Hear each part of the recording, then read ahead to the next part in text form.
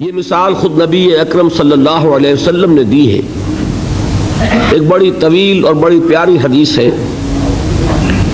جب غزوہ تبوک کے لیے حضور تشریف لے جا رہے تھے، لشکر بہت بڑا تھا، 30,000 کا لشکر۔ اس وقت ایک موقع ایسا آیا کہ چونکہ رات کو سفر کیا کرتے تھے، عرب میں آپ کو معلوم ہے دن میں شدید گرمی، لہذا جب طویل سفر ہوتا تھا تو زیادہ سے زیادہ کوشش ہوتی تھی کہ رات کے وقت جتنا بھی فاصلہ طے ہو جائے، پھر فجر کی نماز ادا کر کے بھی جب تک دھوپ کی تمازت نہ ہو، جتنا بھی آگے سفر طے کر لیا جائے، جب دھوپ ہو جاتی تھی تو پھر قیام۔ ایک مرتبہ ایسا ہوا کہ ساری رات چلتے رہے، پھر فجر کی نماز ادا کی، پھر لشکر کا کوچ ہو گیا، تو اب ظاہر بات ہے وہ وقت ایسا ہوتا ہے کہ شدید نیند کا غلبہ ہوتا ہے، تو تمام صحابہ پر نیند کا غلبہ ہو گیا۔ نتیجہ کیا نکلا کہ اب اونٹنیاں جو ہے یا اونٹ جن پر وہ سوار تھے، انہیں گویا کہ آزادی نصیب ہو گئی۔ کسی کا منہ ادھر کو اٹھ گیا ادھر چل پڑی، کسی کا ادھر اٹھ گیا ادھر چل پڑی، کسی کو کیکر کا درخت نظر آ گیا، اس میں کھڑے ہو کر ناشتہ فرمانا شروع کر دیا، اس لیے کہ جو اوپر سوار ہے وہ اونگ رہا، اور لشکر پورا منتشر ہو گیا۔ حضرت معاذ بن جبل رضی اللہ تعالی عنہ یہ راوی ہیں اس واقعے کے اور اس حدیث کے، انصاری صحابی ہیں، اور ان کے شان میں حضور نے یہ الفاظ استعمال فرمائے ہیں کہ اعلمہم بالحلال والحرام معاذ بن جبل، میرے صحابہ میں حلال اور حرام کے احکام سے سب سے بڑھ کر واقف معاذ بن جبل ہے۔ یعنی فقہی معلومات ان کی بہت تھی۔ اللہ نے جیسا میں نے کل عرض کیا تھا، ہر چیز کا اپنا ایک تقاضا ہوتا ہے۔ کسی کا فلسفیانہ ذہن ہوتا ہے، اسے قانون سے دلچسپی نہیں ہوتی، کسی کا قانونی ذہن ہوتا ہے، اسے فلسفے سے دلچسپی نہیں ہوتی۔ تو حضرت معاذ بن جبل رضی اللہ تعالیٰ عنہ کو قانون اور احکام سے بڑی دلچسپی تھی، تو حضور نے فرمایا اعلمہم بالحلال والحرام معاذ بن جبل۔ انہی کو عامل بنا کر حضور نے یمن بھیجا تھا۔ تو جو گفتگو اس وقت ہوئی تھی وہ بہت اہم ہے فقہی اعتبار سے، کہ اجتہاد کے لیے وہی دلیل ہمارے ہاں، وہی حدیث جو ہے بطور دلیل بیان ہوتی ہے۔ حضور نے فرمایا معاذ تمہیں میں یمن بھیج رہا ہوں، کوئی معاملہ پیش آئے گا تو کیا کرو گے؟ عرض کیا کہ حضور اللہ کی کتاب کی طرف رجوع کروں گا، جو حکم ملے گا اس کے مطابق فیصلہ کروں گا۔ آپ نے دریافت فرمایا اگر اللہ کی کتاب میں کوئی واضح حکم نہ ملے تو کیا کرو گے؟ تو عرض کیا کہ حضور پھر میں آپ کے فرامین، آپ کے فرمودات جو بھی میرے علم میں ہیں ان کی طرف رجوع کروں گا، اس کے مطابق فیصلہ کروں گا۔ پھر تیسری مرتبہ سوال کیا اگر میری بھی کوئی بات تمہارے علم میں نہ ہو پھر کیا کرو گے؟ تو عرض کیا ثم اجتہد، پھر میں اجتہاد کروں گا۔ تو حضور نے شاباش دی کہ یہی طریقہ ہے، یہیں سے وہ لفظ اجتہاد چلا ہے، اور اجتہاد کے لیے جو دلیل ہے نقلی منقول حضور سے وہ یہی حدیث ہے۔ بہرحال یہ تعارف ہو گیا حضرت معاذ بن جبل کا۔ وہ راوی ہیں، وہ فرماتے ہیں کہ بقیہ تو سب لوگ جو ہیں اونگ رہے تھے اور لشکر منتشر ہو گیا تھا، لیکن میں خاص طور پر حضور کے ساتھ ساتھ لگا رہا۔ حضور کی اونٹنی چل رہی ہے، میں نے بھی اپنی سواری کو ساتھ لگائے رکھا۔ اس کی وجہ تھی کہ تخلیہ میں ایک بات پوچھنا چاہتے تھے حضور سے، تو اس کے متلاشی تھے، لہذا اب آدمی جب اس کو ذہن پہ کوئی ایک ارادہ ہو تو اونگ نہیں آئے گی نا، لہذا وہ جاگ رہے ہیں، پوری طرح ہوشیار ہیں۔ حضور کی اونٹنی چلی جا رہی ہے، اور آپ جب اونٹ پر سوار ہوتے تھے تو ایک کجاوا سا ہوتا تھا، پردے ہوتے تھے اس پر، تو حضور اپنے ان پردوں میں۔ اچانک حضور کی اونٹنی نے ٹھوکر کھائی، اس سے وہ بدکی، ساتھ ہی چونکہ اونٹنی بالکل برابر چل رہی تھی حضرت معاذ کی، وہ بھی بدک گئی۔ اب یہ جو ایک گڑبڑ ہوئی تو حضور نے اپنے اس ہودج کا پردہ اٹھایا اور چاروں طرف دیکھا تو نظر آیا کہ پورا لشکر منتشر ہو چکا ہے، فارمیشن نہیں ہے، اور صرف معاذ ہے قریب۔ تو آپ نے پکارا یا معاذ۔ اب انہیں اور کیا چاہیے تھا، اسی وقت کے لیے تو یہ سارا انہوں نے اہتمام کیا تھا۔ انہوں نے عرض کیا لبیک یا رسول اللہ، میں حاضر ہوں اللہ کے رسول۔ حضور نے پھر آواز دی ادنو دونک، اور قریب آ جاؤ. قریب ہوئے، ادنو دونک، اور قریب آ جاؤ. یہاں تک کہ الفاظ یہ ہیں کہ دونوں اونٹنیاں ایک دوسرے سے مس کرنے لگے، بالکل برابر برابر. حضور نے فرمایا معاذ سے رضی اللہ تعالی عنہ کہ میں نہیں سمجھتا تھا کہ لشکر اس طرح منتشر ہو گیا ہوگا اور لوگ مجھ سے اتنے فاصلے پر ہوں گے. اب اس کی جو اصل اہمیت ہے اس کو سمجھ لیجئے کہ اس طرح حضور کا تنہا چھوڑ دیا جانا یہ تو بہت خطرناک ہے. عام حالات میں بھی کوئی کمانڈر ہو، سپہ سالار ہو، وہ اس طرح اکیلا رہ جائے تو دشمن کو موقع ملے. تو حضور نے اس انداز میں فرمایا ما کنت احسب الناس کا مکانہم من بعد، میں نہیں سمجھتا تھا کہ اتنے فاصلے پر ہوں گے لوگ. تو میں عرض کیا کرتا ہوں یہ موقع ہوتا ہے اگر ہم جیسا کوئی ہوتا تو وہ اپنی خاص خدمت کا ذکر کرتا، دیکھیے حضور، اور دوسرے لوگوں کی تنقیص کرتا. لوگوں کو خیال ہی نہیں ہے، توجہ ہی نہیں کرتے، اور میں تو بالکل آپ کے ساتھ لگا ہوا ہوں. اس کے برعکس طرز عمل تھا حضرت معاذ کا.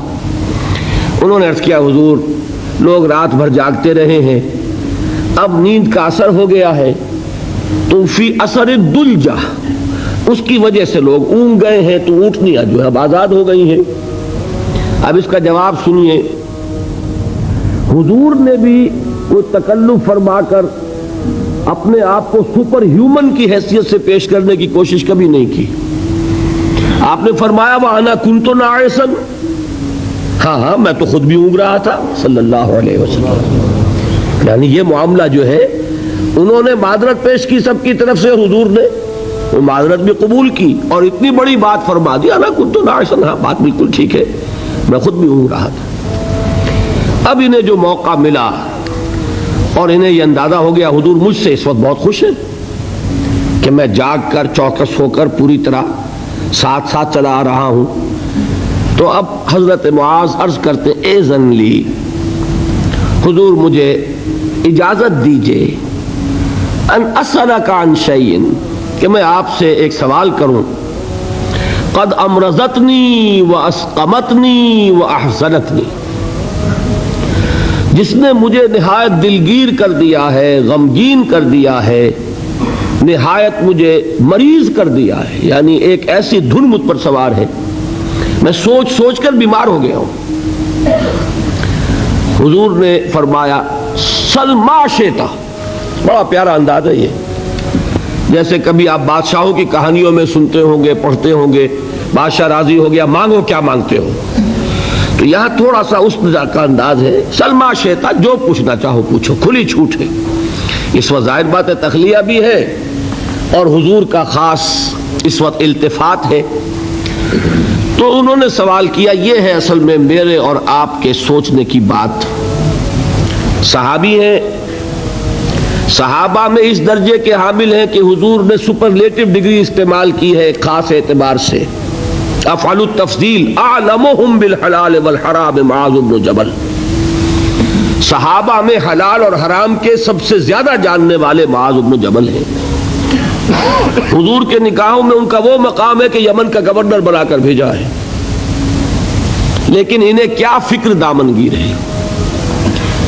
عرض کرتے ہیں حضور مجھے وہ بات بتا دیجئے، حدثنی بشیء یدخلنی الجنہ ویباعدنی عن النار. حضور مجھے وہ ایک بات بتا دیجئے جو مجھے جنت میں داخل کرا دے، جہنم سے چھٹکارا دلا دے. یہ ہے وہ راہ نجات موضوع جس پر یہ ساری گفتگو ہو رہی ہے. اس کی اہمیت کیا ہے؟ انہوں نے یہ نہیں سمجھا کہ ہمارے لیے تو نجات ٹیکن فار گرانٹیڈ ہے، ہمارے لیے تو جنت میں سیٹ ریزرو ہے، ہم محمد کے صحابی ہیں صلی اللہ علیہ وسلم، ہمارے لیے کیا سوال. محاسبہ ہوگا اوروں کا ہوگا، جزا سزا ہوگی اوروں کو ہوگی. نہیں، ان صحابی کو یہ فکر دامنگیر ہے. اور کیا الفاظ کہے، قد امرضتنی واسقمتنی واحزنتنی، مجھے تو اس فکر نے بیمار کر دیا ہے، مجھے سخت غمگین بنا دیا ہے.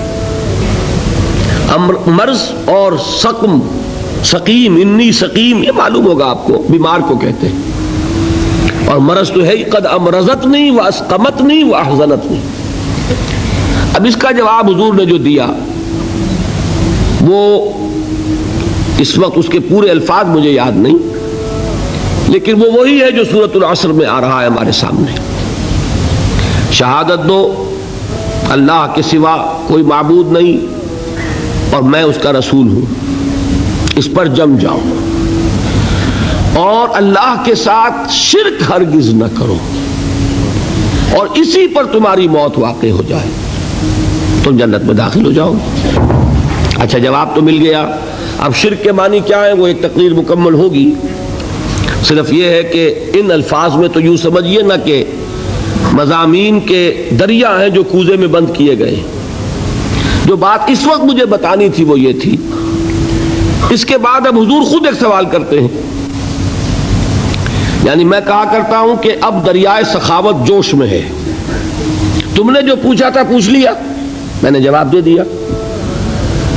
افلا ادلک یا معاذ، تو اے معاذ کیا میں تمہیں یہ نہ بتاؤں براس ھذا الامر وعمودہ وذروۃ السنام منہ،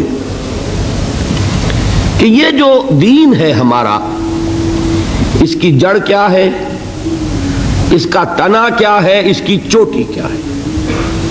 میں نے عرض کیا تھا نا کہ حضور نے تمثیل اختیار کی ہے کہ دین میں کیا پہلے ہے کیا بعد میں ہے، کس کی حیثیت جڑ کی ہے، کس کی حیثیت تنے کی ہے، کس کی حیثیت چوٹی کی ہے۔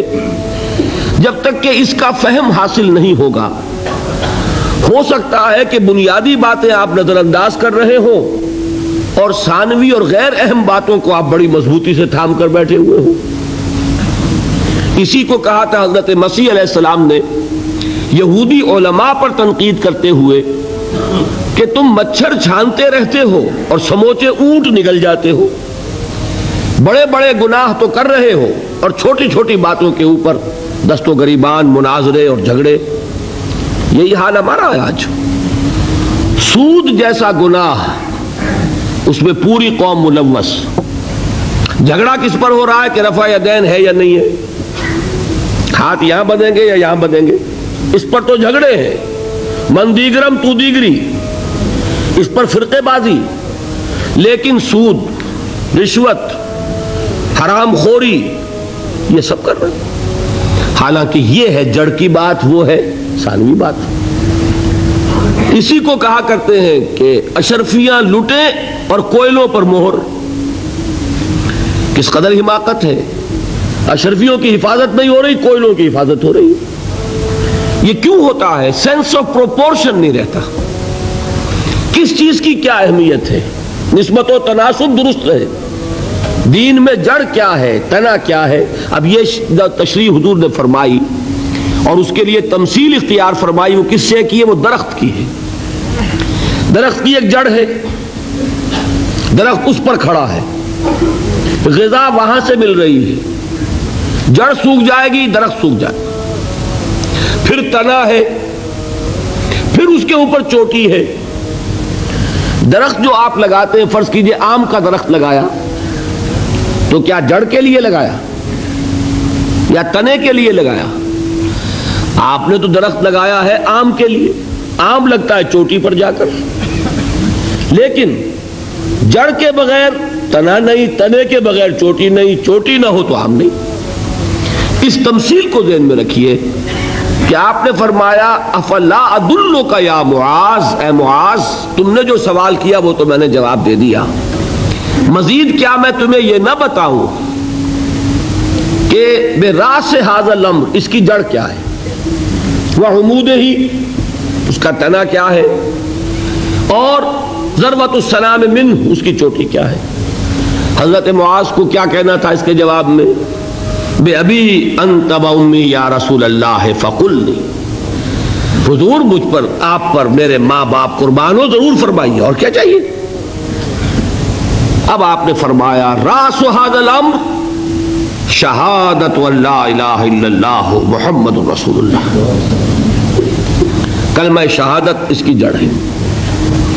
وعمودہ، اور اس کا تنا کیا ہے؟ اقام الصلاۃ و ایتاء الزکاۃ، نماز کا قائم کرنا، زکوٰۃ کا ادا کرنا۔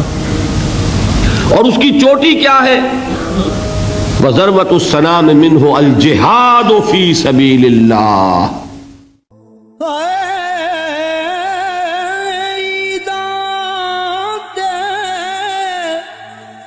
شب رات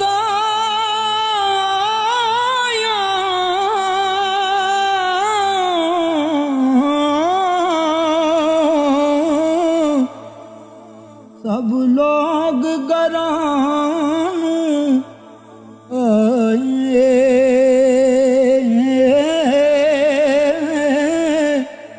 او نہیں آئے او پرت محمد